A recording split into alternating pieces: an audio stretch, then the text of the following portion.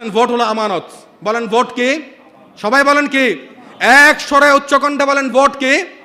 আল্লাহ বলেছে ইন্নাল্লাহা ইয়ামুরুকুম আন তুআদ্দুল আমানাতি ইলা আহলিহা, হে ঈমানদারেরা তোমরা তোমাদের আমানতকে যথাযথ যোগ্য লোকের কাছে পৌঁছিয়ে দাও। কার কাছে পৌঁছে দাও? যোগ্য লোকের কাছে পৌঁছে দাও। যেহেতু ভোট একটা আমানত, এটাও কার কাছে পৌঁছাতে হবে? যোগ্য লোকের কাছে পৌঁছাতে। আল্লাহ রাসূল হাদিসের মধ্যে বলছে, আবু হুরায়রা থেকে বর্ণিত, বুখারী শরীফের 6496 নম্বর হাদিস, রাসূল বলে ইযা দুইয়াতিল আমানাতু ফাংতাজিরিস সাআ, যখন আমানত নষ্ট হয়ে যাবে।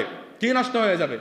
আমানত নষ্ট হয়ে যাবে, তথা যখন আমানতের খেয়ানত করা হবে, ফাংতাজিরিস সাআ, তোমরা কিয়ামতের অপেক্ষা করো।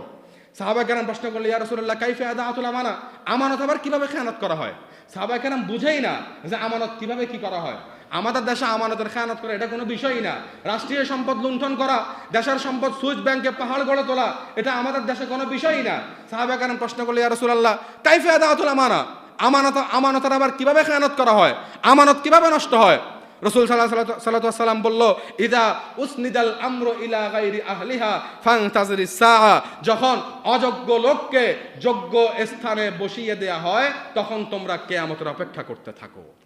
অতএব আপনার ভোট দিয়ে যদি আপনি কোনো অযোগ্য প্রার্থীকে, কোনো জালিমকে, কোনো অপরাধীকে, কোনো পাপিষ্টকে আপনি ভোট দিয়ে নির্বাচন করেন, আপনার ভোটের মাধ্যমে কিয়ামতকে আপনি টেনে আনার জন্য, কিয়ামতের আগমনকে ত্বরান্বিতকারী হিসেবে আল্লাহর দরবারে আপনি সাব্যস্ত হবেন।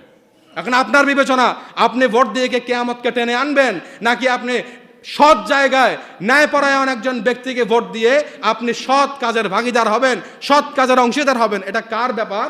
আপনার ব্যক্তিগত ডিসিশন, আপনার ব্যক্তিগত